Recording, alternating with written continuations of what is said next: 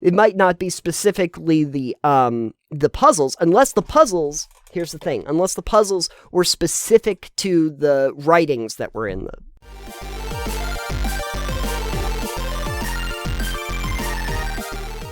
Okay, Alex, I wanted to start with something that I didn't really want to talk about, but I need to, so we're going to do it. I saw this thing come up on my feed. I think I was, like, scanning through Twitter, and it just made me start going, ah! I think I made that exact sound, just in case you were wondering. Good.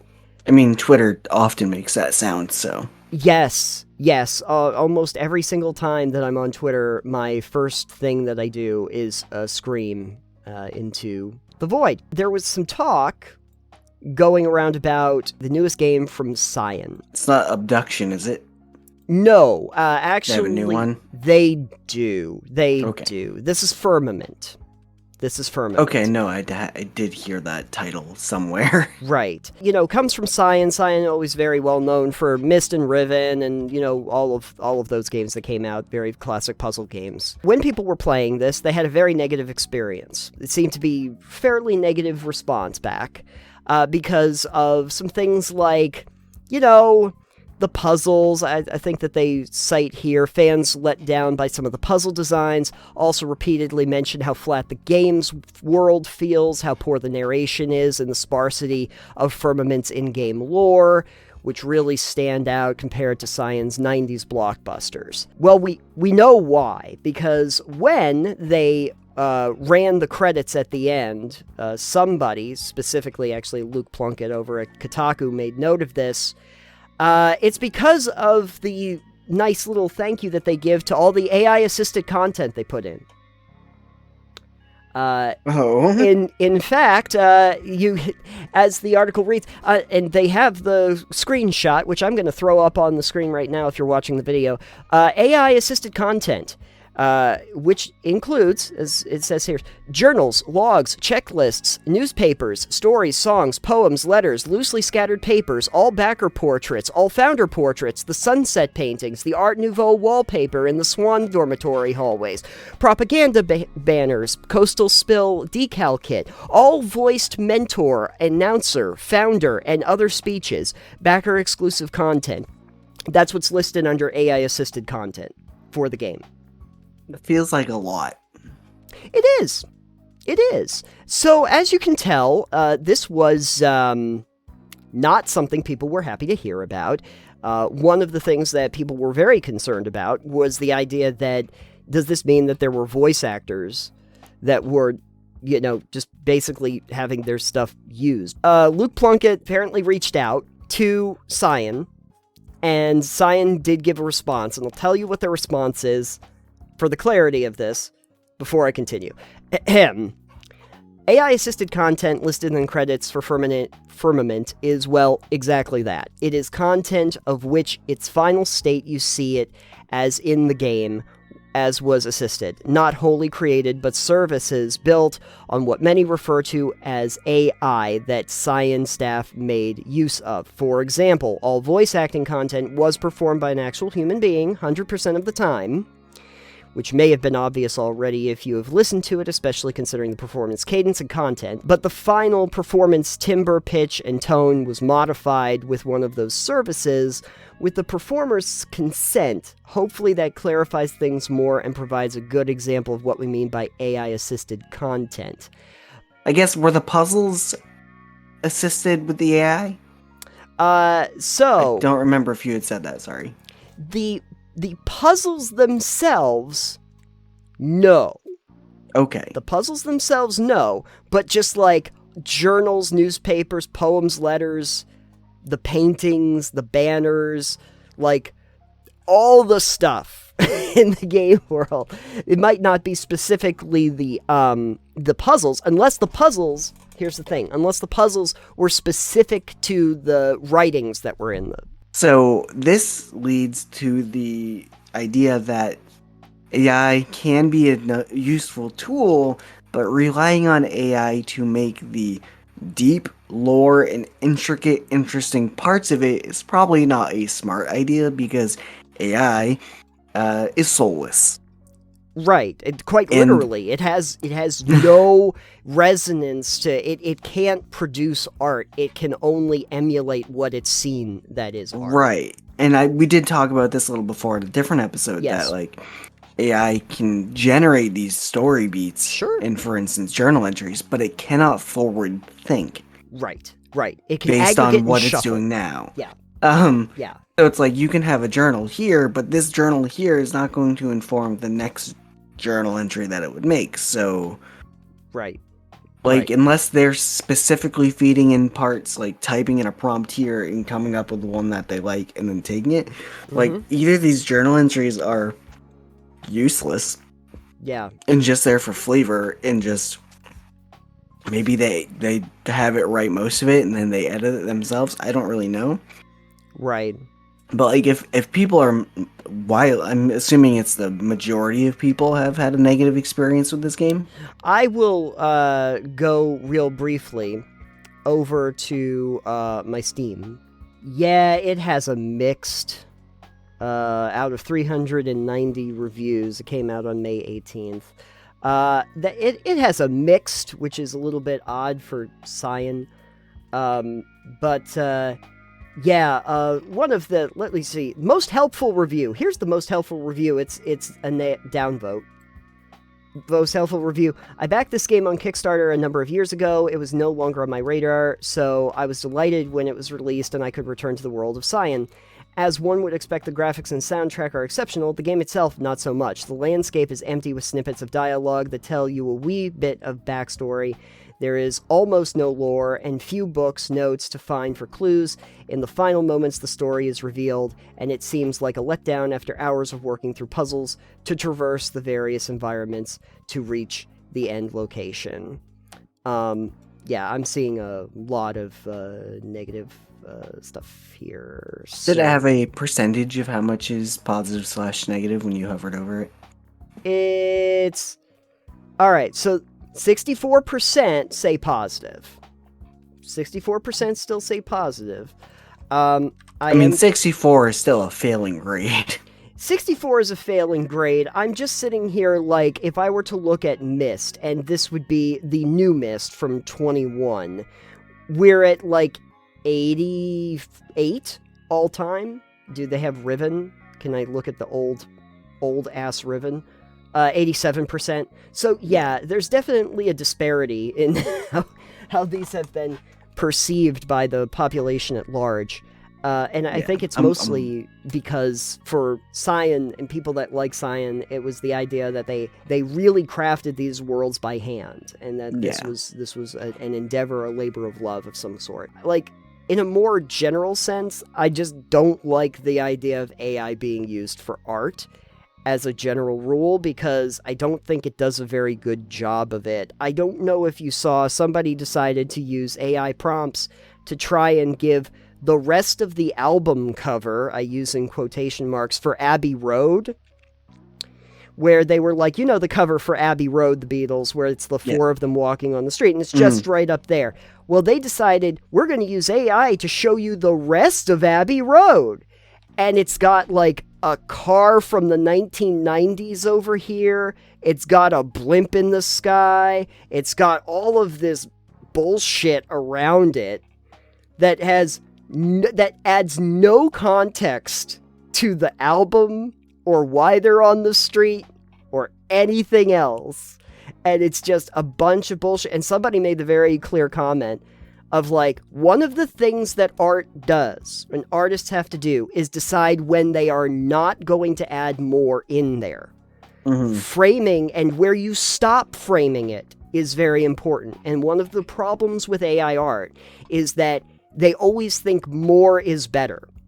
And so it's the reason why it always feels so soulless is because sometimes that framing and that closeness of the framing and how you present it is the point. And AI art always tries to make as much as it possibly can and generate it out until the whole point of the subject is like gone. I saw this other thing that everyone was like, just please stop, where they tried, it's a project to try and widen the old letterbox movies using AI generation so that we get the rest of the scene from the top and the bottom, so it's not as because AI can make it better by adding like an inch above the screen and below the screen. They did it for the opening scene of The Good, the Bad, and the Ugly, and you're watching it as they like phase out, and then they go and look at what AI generated on the top and bottom, and like, how'd that add anything at all to this scene whatsoever? I think what would be cooler with that personally is, because I'm a fan of the uncanny and the creepy. Yeah. If we've talked about that before. Sure. Like, I don't like straight up horror, but I like kind of creepy, like unsettling things are really fun. I think it'd be fun if you took something like that and was like, take the letterbox and draw it back, and then it's just something like that you don't expect. Oh, yeah. Like, it doesn't have to be just AI stuff. It could be tailored, but you could tell someone it's AI. Be like, yeah, the AI generated this. And be like, just like have a Cthulhu or something like that. Oh, yeah. Poking out at you or something like that. I feel like you could use it to that effect, and it would be interesting. I would. You know what I'd love to see? I'd love to see it is if they said, hey, I know that these movies were classics, but you know what we could do? I'm just going to have the AI make a whole new version of it and just have them make Good, Bad, and Ugly. Like, do that. Or just, hey, can the AI make Star Wars? I want a new Star Wars movie. And just let them do it. Let them do it. Let them try to release it. And just watch. Just watch as everybody that complained about, like, the story didn't make sense in this last Star Wars movie. Let them watch that and see how it works. It's like, it's gonna make zero sense at all. And you're gonna realize why we did it the way we did it before.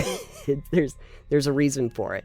But I thought that observation about how art is not just about creating more, it's also about knowing the scope and the canvas that you're working on, and that AI will always try to generate more. So if I try to create the White Album, right, it's not just the White Album, it's going to be the White Album as this little tiny square in this giant sea of bullshit because the AI generated all of this other crap around the white square that was the album cover. AI can be a helpful tool to do things. Yeah. If what you're doing does not require a personal touch. Editor Nathan here, and we have an update. So the Kotaku article actually pulled this from Kickstarter, but Cyan has given a second, more detailed statement on what they mean by AI-assisted content, and I think it does help clarify, but I don't necessarily know if I feel any better about it. But I'm just going to go over it for the sake of completion. As many of you have seen or noticed, our credits in Firmament mention AI-assisted content. This has been present in the credits for Firmament since release day, and we have never hidden this information. AI-assisted does not wholly mean AI-generated. Unfortunately, there have been articles published recently that have implied, especially in their headlines, that Cyan generated much of Firmament using AI tools. This is categorically false and misleading, and we are disappointed and frustrated to see this happen.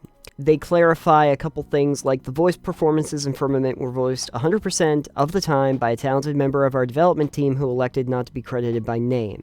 Their voice was modulated for the final product with one of these tools, and with their full permission and control. The thing that I think is really weird is why did you need AI to generate the difference? If it was that different, why didn't you have more voice actors? But anyway, the same member of the development team has elected not to be credited in prior games of ours as well for privacy concerns, and not anything to do with tool usage in our game. Okay, fine. Additionally, our narrative team elected to use AI writing tools to ideate and experiment with how information they wrote themselves is presented in the game. The artists who used AI tools to assist in the creation of assets, itemized above as well as in the credits, used them solely to ideate on texture assets for very specific scenarios. Other than the small handful of textural assets described, no AI tools were used in any aspect of Cyan's world building or art creation efforts. They go on to say that they have a talented team of individuals, all humans, good to know, with a breadth of experience, and they are disappointed to see that the contribution of those staff members was minimized and overshadowed by egregious speculation. Well, the speculation came from you having a thing that said AI-assisted tools, and then listing a ton of different things that had AI tools used for them. That's where the speculation came from. For those who are disappointed in our use of these tools, we hope you have a better picture now of how we use them to assist in Firmament's development. To our disappointed Kickstarter backers, we hope you understand that none of these tools even existed when we kickstarted the development of the project, but understand why you may be disappointed that we did not disclose our usage of them in the last year. These tools land in a gray area for many, but we hope that some accurate context, instead of a spicy headline, helps clarify this for you.